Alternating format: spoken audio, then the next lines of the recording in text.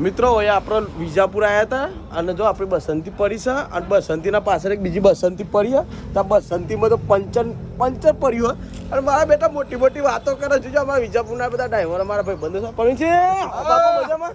તો મિત્રો આ છે મારા ભાઈબંધ પરવીન છે ને અમારો એક ભાઈબંધ છે જે પેલી હું હમણાં વાત કરી ને બસંતીમાં પડી છે ભાઈબંધ તાતા રિક્ષા જોરદાર છે યાર.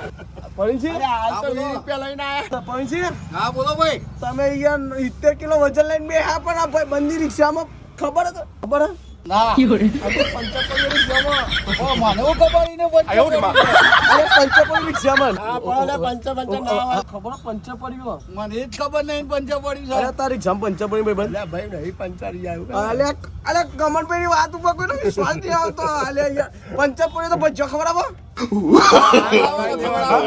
ઉભો થા તારી રિક્ષામાં પંચરપલ્લી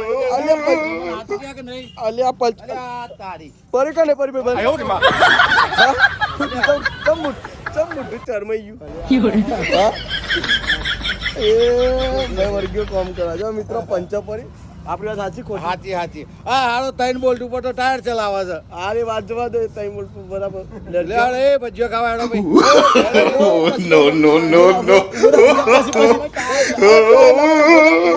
તું બોતા